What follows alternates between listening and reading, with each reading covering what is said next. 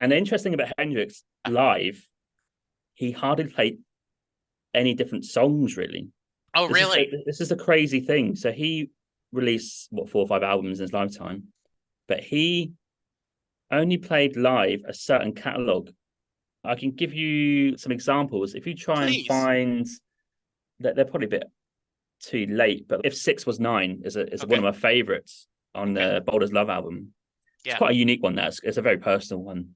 Never played it live, never. Yeah. So there's just catalogs of songs that he just never played. I would one of the questions I would go back to and ask him is why don't you play them live? What's the go? Hello, everyone, and welcome to a new episode of Set Lusting Bruce, your podcast all about Bruce Springsteen, his music, and mostly his fans. I am your host, Jesse Jackson, but we are getting off the Bruce train tonight, though I'm sure he will come up, though we will be driving all night. As my guest, James Hammond, does a travel podcast and is a fan of a certain guitarist that we all respect. James, welcome to the podcast. Thank you, Jesse. How you doing? I am great. Yeah, tell us a little about yourself. Yeah, interesting story. I think I grew up in England, in Norwich, little city to the east, about 2 hours from London, 45 minutes from Cambridge. Not much going on, but this is where the music come in. Started playing guitar about 12, and then I started playing every day for about 2 or 3 hours, and then done okay at school, but then got into music college. There's a place called BIM in Norwich, in London, Brighton, Manchester, I think now, and that's like a contemporary music college. And essentially, I played guitar for pretty much 10 years nonstop, which is like in my bedroom doing my degree, but also gigging in London and stuff. So that's where the music comes into it. And two people really got me into guitar.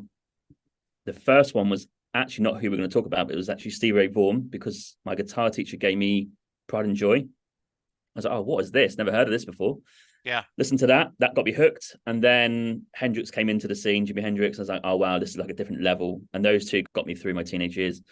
Anyway, got my degree sorted, got bored, and then travel took over really. And I've been working and traveling for the last 10 years around the world a little bit. And I'm now based in Vancouver in Canada. All right, that's very nice. So I'm going to ask this. My latest musical obsession is Jason Isbell, right? Okay. I knew of him, Yeah. but I had my first chance to see him earlier this year. And so I went in a deep dive, just listening and just went, wow. But he talks about that he just, as a kid, loved to play the guitar. So he never thought of it as practicing to him. It Mm. was just, I get to play guitar. Is that a similar feeling to you?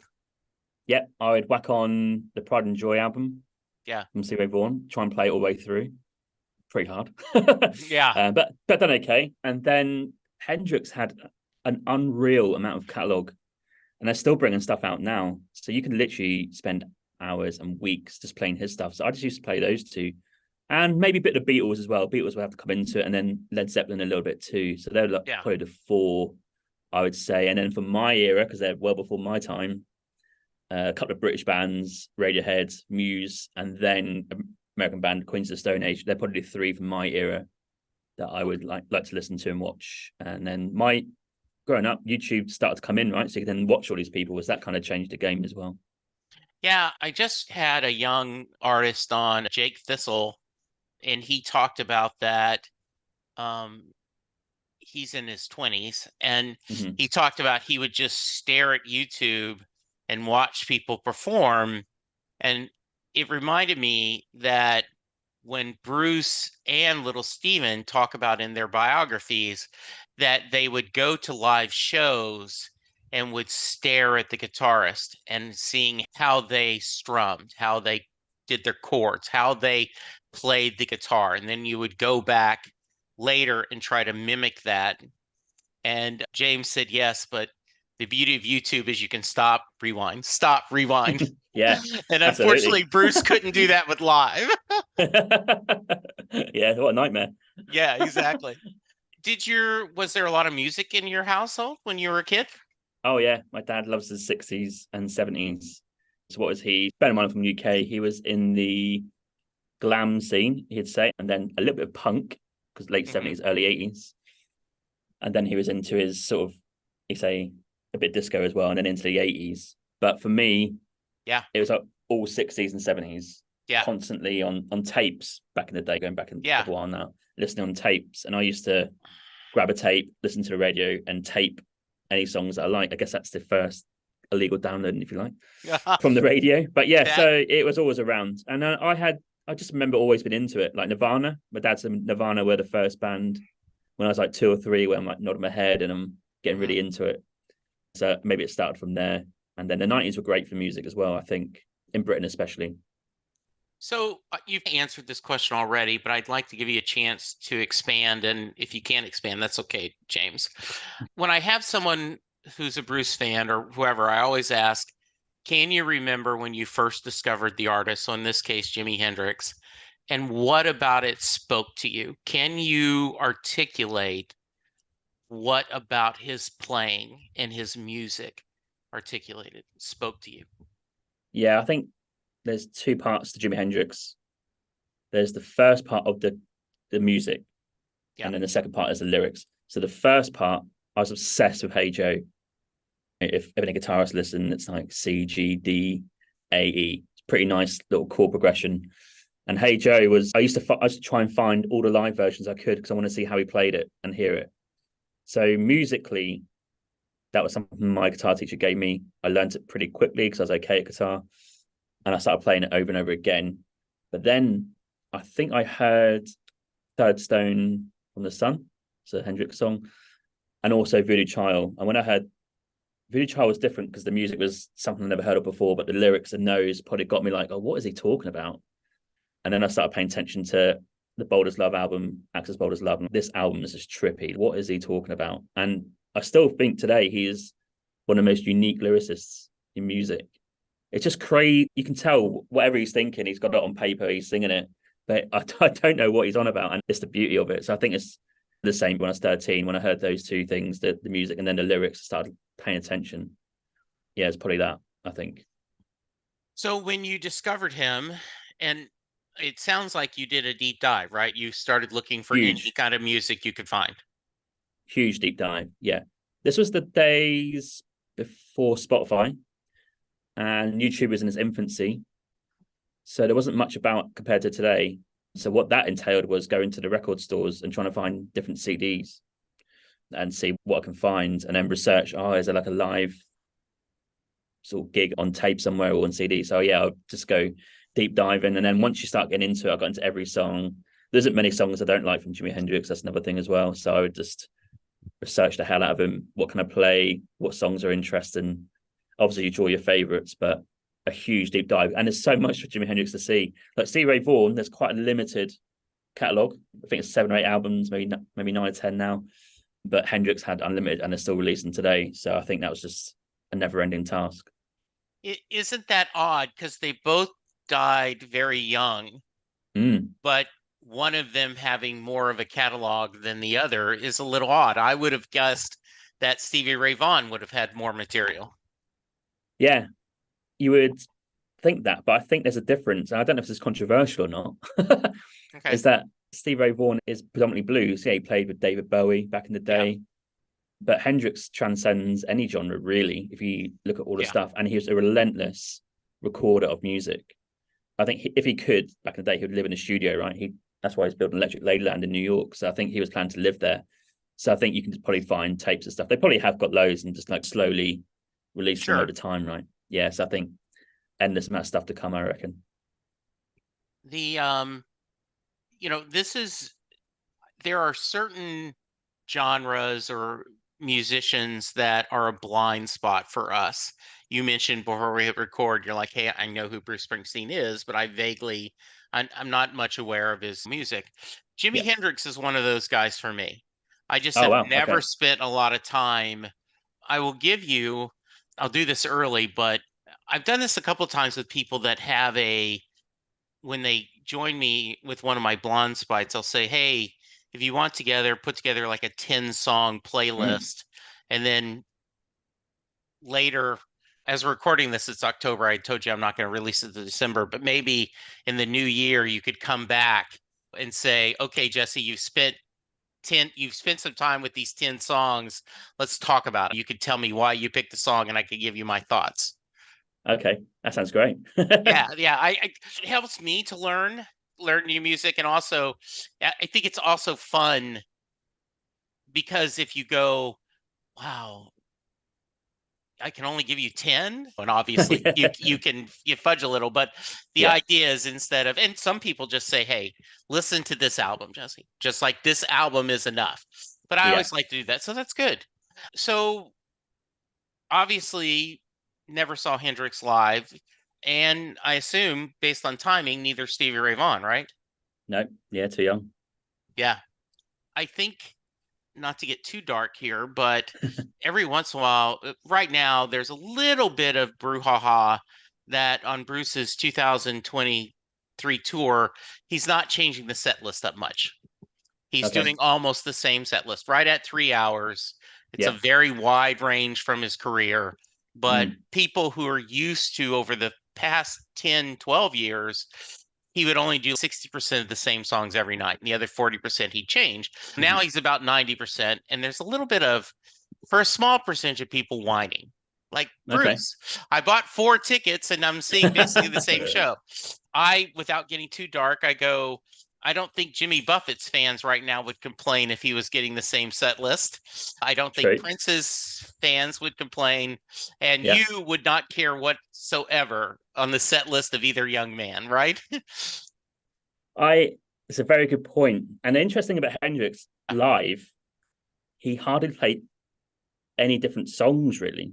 Oh, really? This is a crazy thing. So he released what 4 or 5 albums in his lifetime, but he only played live a certain catalog. I can give you some examples. If you try and Please. find that, they're probably a bit too late, but if 6 Was 9 is one Okay. of my favorites on Okay. the Boulder's Love album. It's Yeah. quite a unique one. It's a very personal one. Never played it live, never. Yeah. So there's just catalogs of songs that he just never played. I would one of the questions I would go back to and ask him is why don't you play them live? What's the go?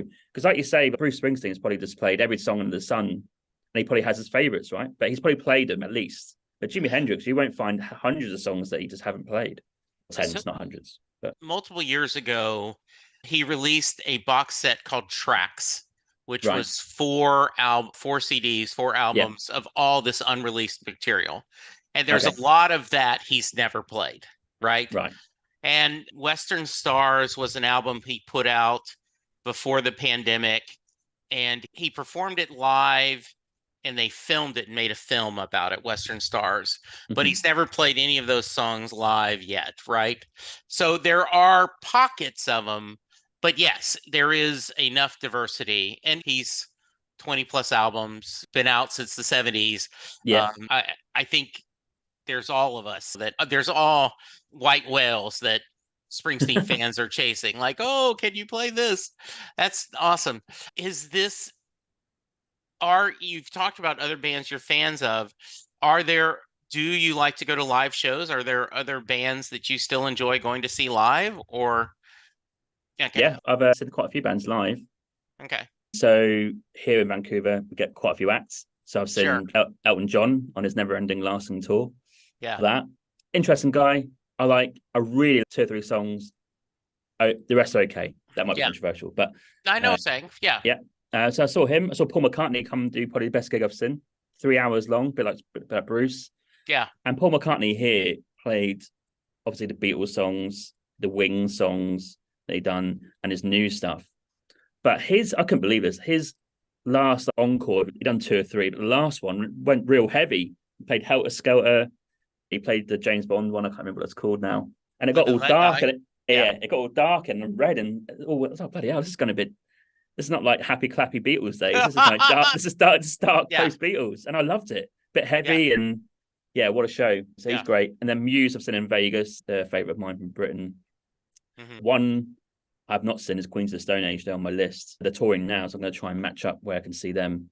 So yeah, I have seen quite a few bands and I've been to a few festivals, but like yeah, I have tried to. But the problem I have and I don't know how I get over this, is I love Muse and Queens of Stone Age, like rock bands. They're probably two, and I can still see them now.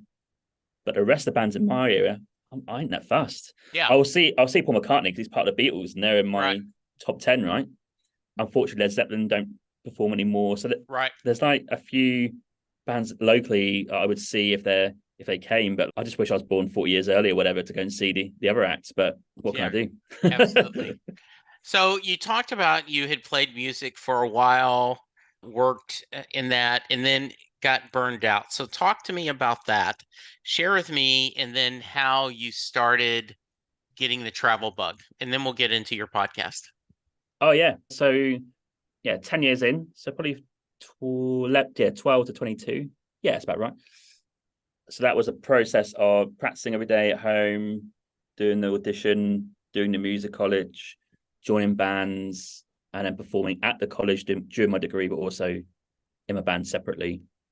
It was just a case of 10 years, 2 or 3 hours every day, pretty much. I just had enough, just burnt out. And I think it's a hard industry to really get into. It's quite cutthroat.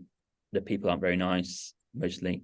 And it's just, as a guitarist, there's a heck of a lot of competition. You've got to be good, but also savvy and businesslike. And I just wasn't really up for it. I think I was done. And the reason I got the travel bug is because in my second to last year, I went to Australia to watch the cricket. I'm not sure many of you American listeners watch cricket, but I traveled all the way across the other side of the world to watch cricket. And I landed in Australia and I was like, oh my God, it's a hot place. It's new. It smells nice. There's great beaches. I'm like, what is this place? And I was like, oh, maybe I should come back here and work. So I decided to finish my degree and go and work in Australia for a bit. And then during the same time, had a girlfriend at the time. And she told me about this thing called traveling. I was like, what do you mean? Because I had 3 months. I went to Australia, New Zealand, Asia, USA. I was like, oh, I didn't even know you could do that. So then it clicked in my mind, oh, that'd be cool, wouldn't it? Go 3 months around the world. So I started saving money and working during my degree. And that, as soon as that happened, as soon as Australia happened as well, I think that was it. The switch was flicked. I just want to get my degree done, but not really care much about the music, unfortunately, from a personal point of view. So then I planned my way out, and I went in January 2013, 10 years ago, pretty much. Have you continually, do you work to travel and then you get back to work? Is that Pretty much, yeah. Yeah. Yeah. I've just been traveling for a year and yeah, pretty much run out of money. So now it's back to working. But I think this is the last time I work, quit job, travel with no income.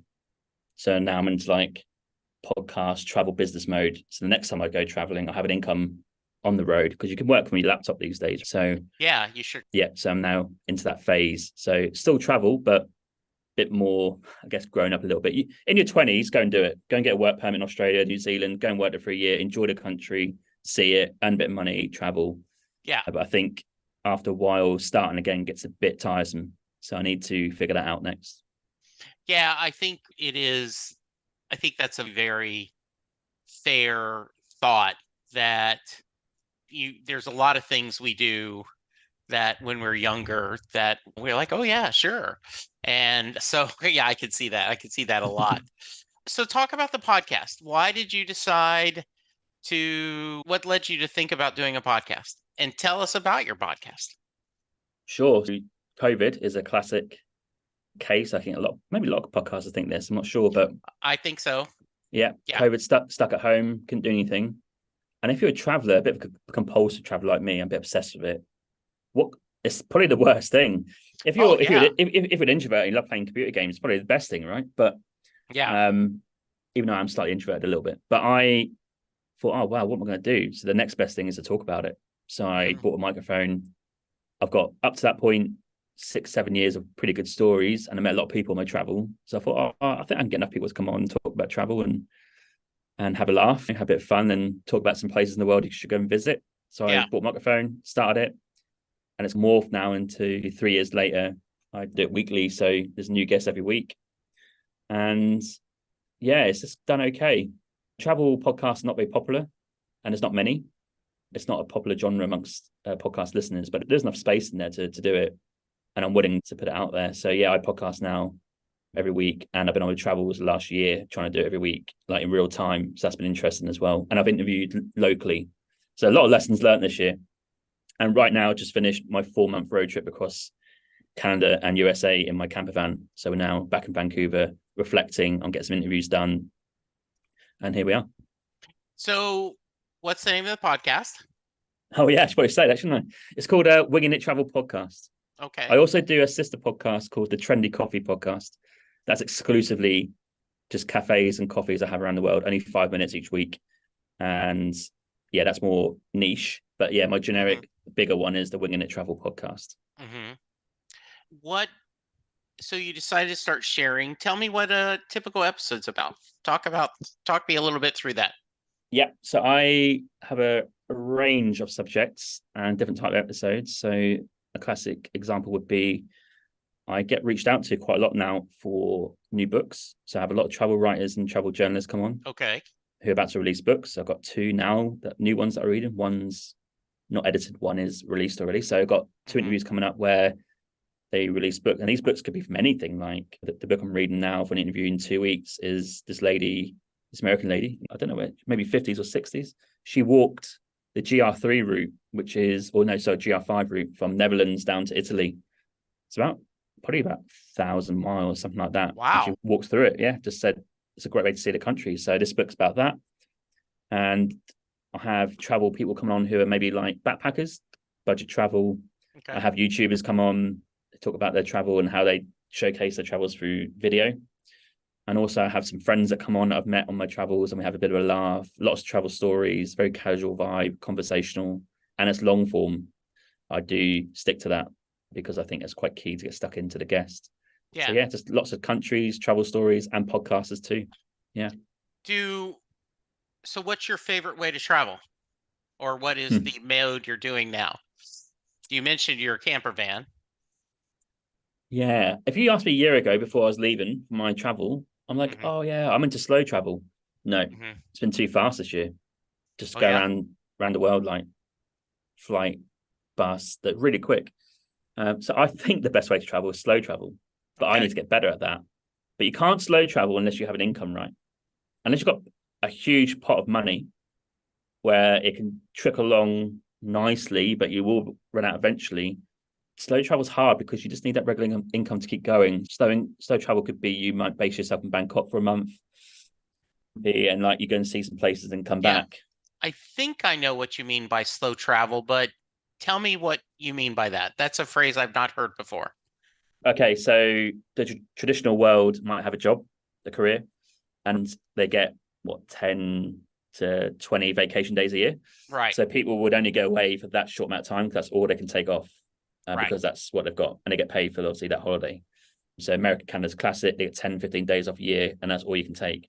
Slow travel for me definition is you are independent of location and an employee. So you're self-employed, you make money on the road, and you don't really have to be somewhere, and you can dot around the world, base yourself, and as long as you have internet, you can do your work and then check out the place at a slower pace.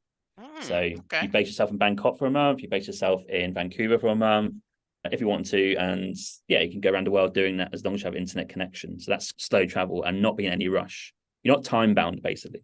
Okay. What has places as you travel that surprised you, how much you liked? Surprised me? Oh wow, Japan was a surprise. Crazy place, amazing place to visit because it's busy, a lot of people, but the kindest people you'll ever meet, and there's so much to see and do there. The bullet train travels about 300 miles an hour, whatever it is, so you can get to a place pretty quickly. So that surprised me with how good it was and easy it was to travel.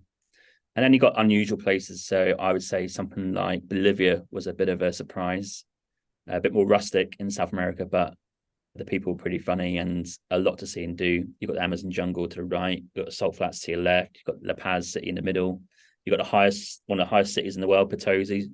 You can go in a silver mine and speak to workers who work in the mine. So real unusual trips there. Yeah. Pretty cool. Where haven't you gone that you want to go? Yeah, this is a question I ask on my podcast. So I would have my top 3 is Colombia, Sri Lanka, and Bhutan.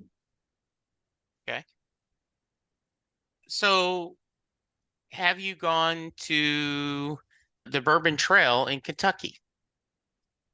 No, unfortunately, I missed the state of Kentucky on the road trip. So in USA, we've done 6 weeks, but Okay. USA is huge. We, Like Canada we, is big, but it's big in yeah, a different way, right? If you go right, north, you're going to see nothing because there's no one there. right. But USA, you can go all around the country on the mainland. This is, and then there's just like oodles of things to see. So we had to prioritize what to see. So we done like the New England, East Coast down to Washington, drove across to South Dakota to Mount Rushmore, then Mhm. Yellowstone, then drove to Northern California to Redwood National Park, and then drove up to Vancouver via Oregon. That's roughly our route. Oh, that sounds fun. Yeah, That sounds a like lot of this fun. picture behind me, I guess you Yeah, listeners won't see this, but that's Harris Beach in Oregon, and unreal views. Like the beach yeah. down there is incredible. What is it and this I probably is really hard to narrow down, but is it meeting the people? Is it the nature, seeing beautiful scenery? Is it the culture or tourist spots? What is one of your favorites about traveling? And I'm sure you enjoy all of it, but is Mm, there one specifically that you enjoy? that's a great question. Specifically, yeah, a lot of people get emotional about this question, and there's a reason to it. But I will answer it's the things that you can see there that you can't see anywhere else. If that Yeah, makes sense. A lot of people, I don't know, look down maybe on people who travel slow or long term because like so that's all you do. There's no meaning to it because you're just doing it all the time. But if you want to go and see the Redwood National Park, Yellowstone, Yosemite, Zion, and then chuck in Texas, because I love to go to Texas, I haven't been Texas. But you can't see that anywhere else in the world. It's only in right, USA. So it's the right. things in the country that are unique to it that I love seeing that you can't see anywhere else. And sometimes people need to understand that when you see people traveling, generally they are the same. They've all got the same hopes and dreams, put food on Yeah, the table, like have a friendship community. Yeah, we're all the same in that aspect. And I wouldn't expect anything different. And the people are the best because local people can tell you really what's going on. But from a pure travel perspective, if you want to go and see the salt flats in South America, you're going to have to go to northern Chile or Bolivia. There's no other way to see it. So I yeah. think it's the unique things in each country, which every country has, that I love seeing. And I think that's probably why I'm a bit addicted to it because tomorrow there's a new place I haven't been to where it's got something I haven't seen. So let's go. So what do you think is the most misunderstood about for someone who doesn't travel a lot, what do you think they misunderstand about someone who does travel, has that itchy foot or whatever you want to call it?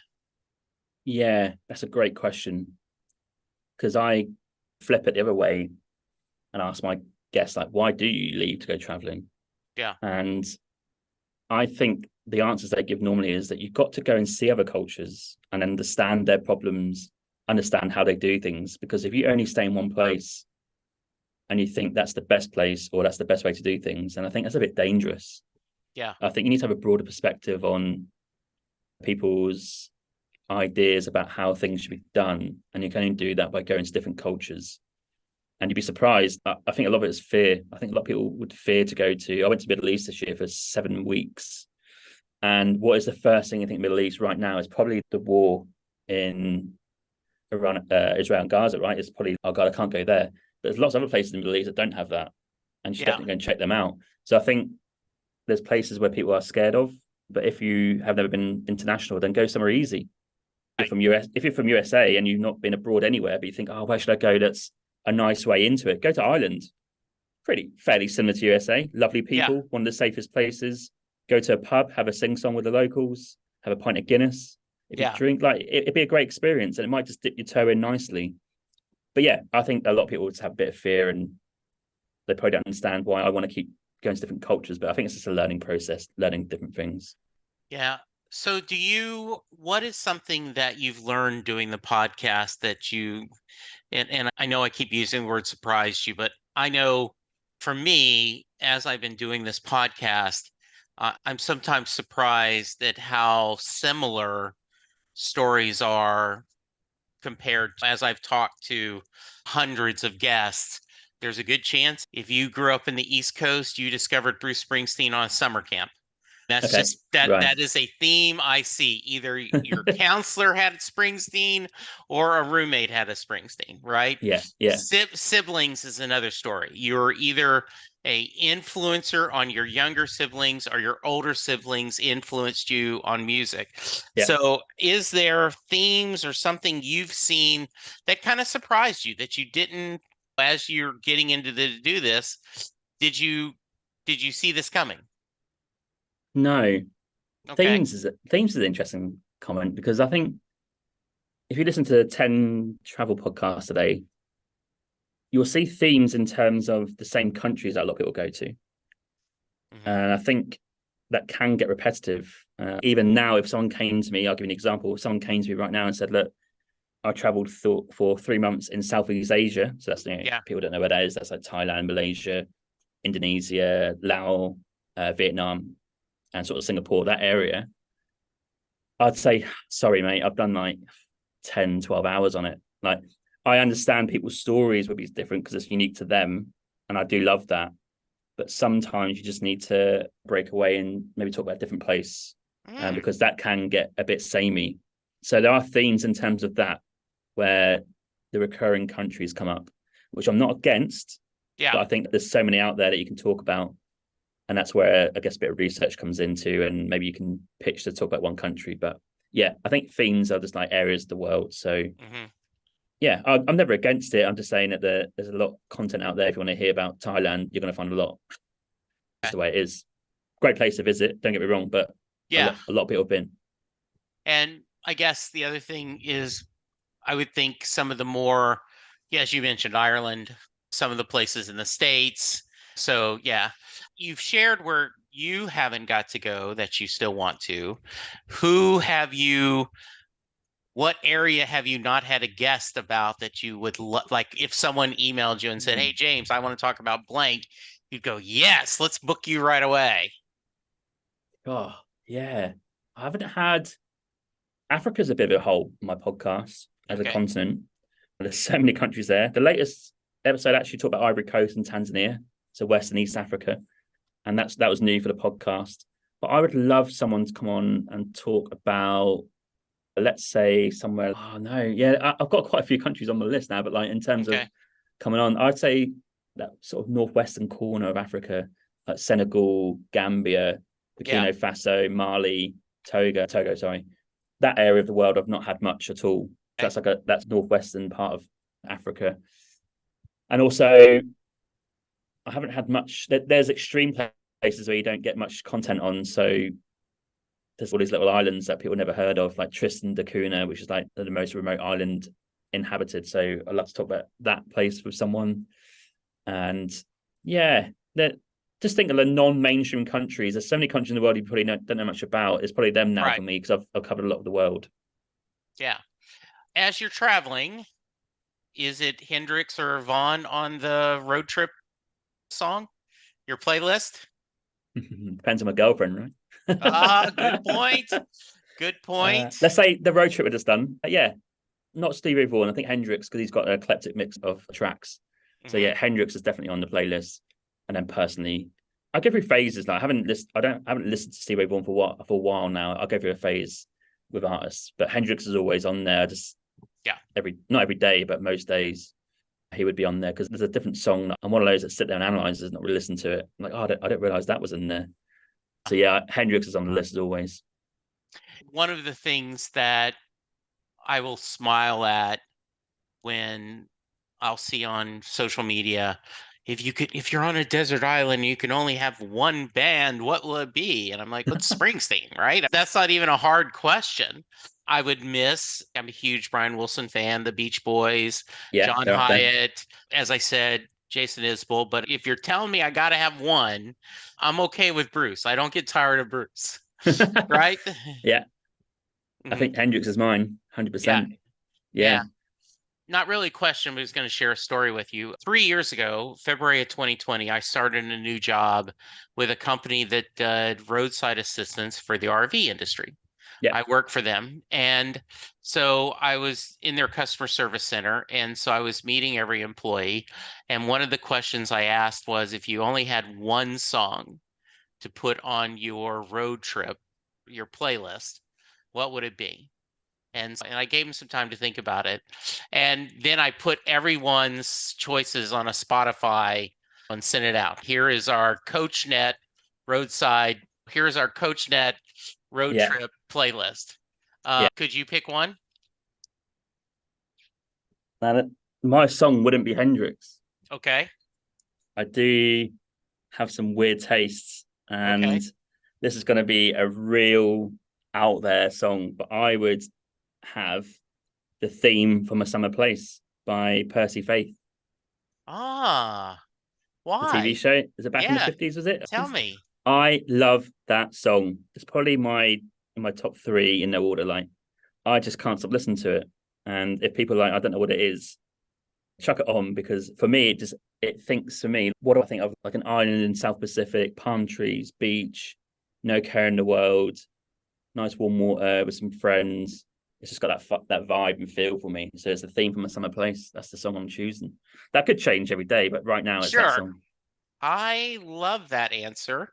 I'm going to send you a couple of links to Bruce has Back in Your Arms, which is an unreleased, which talks about, he says, when you've really messed up, you've got Okay. to beg. Yeah. And then Drive All Night, which is, Yeah. yeah. And so, of course, I do love the person that says, Bruce, there's Zappos now. You don't have to drive all night to get a shoe. Yeah. Oh, oh. So, James, what haven't I asked you that I should? I'm going to get to the Mary question in a minute, but is there anything I should have asked you that I haven't? No, you covered a lot of bases. Yeah. What about the 10 songs that Hendrix to listen to? What about that? Yeah, I'd love that. Email me and let's Yeah. do that. And we'll set something up. And Uh, and that would be a lot of fun. I think because this is a true, it's one of those things, like I'll often hear people say, I understand Bruce is everywhere. It's just something I've never gotten into. So I understand that universally people will talk about that Hendrix is just one of the best guitar players ever. So yeah, please send me a list. I'll create a Spotify playlist. I'll listen to them and get to know them, and then I'll reach back to you and go, "Hey James, I'm ready. Let's set up a time and we'll talk." That'd be blast. yeah. And if people want to hear my list, I can rattle out 10 now you should listen to. Oh, okay. You're gonna have to email me because I can't type that fast. But Yeah, yes. no, I'll email you. But if people are Okay. listening, what 10 would James listen to? In no order, just I think these are 10 good starts. Is Wind Cries Mary, Voodoo Child, Red House, Hey Joe, If Six Was Nine, Axis Boulder's Love, which is the album, but Boulder's Love is the tune on that album. Castles Made of Sand, Easy Rider, Hey Baby, and Angel. They're the 10. That was awful. Were you thinking of that while I was talking, or you just knew that right offhand?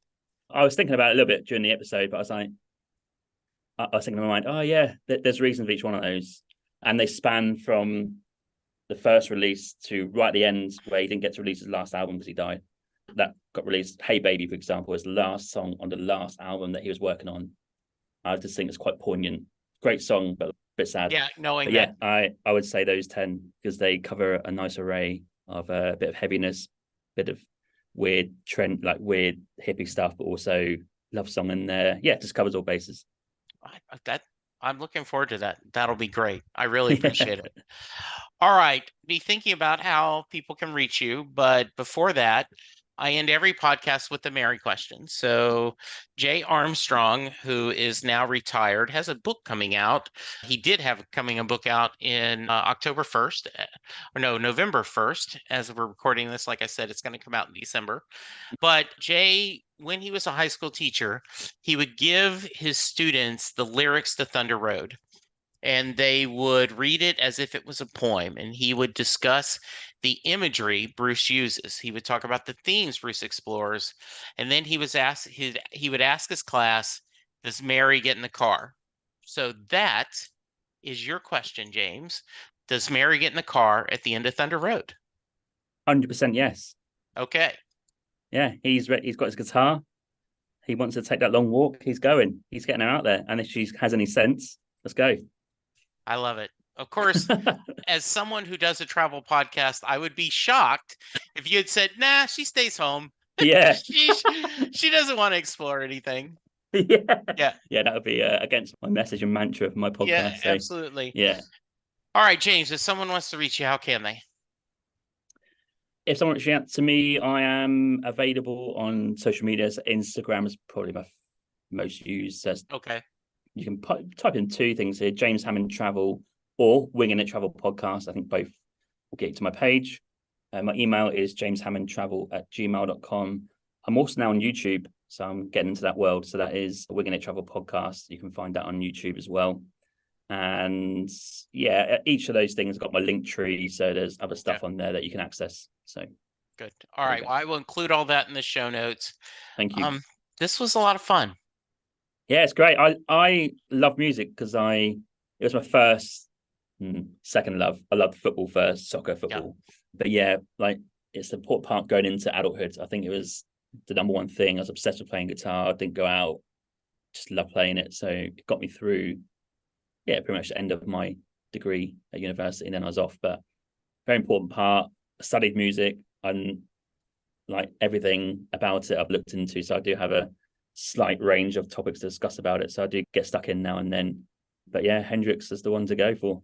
Just what a guy. I love it. Thank you. Those are wonderful final thoughts. So everyone go check out the YouTube channel, Instagram. I will include all the links in the show notes. Check out the podcast. I know I'm going to. Sounds like a lot of fun. We're going to end with a summer place. Is that it's anywhere when two people share all their hopes, all their dreams, all their love. There's a summer place where it may rain or storm, yet I'm safe and warm in your arms. Thank you, James. Thank you, listeners. Be kind, be safe, and we'll talk to you soon. Goodbye. Thank you.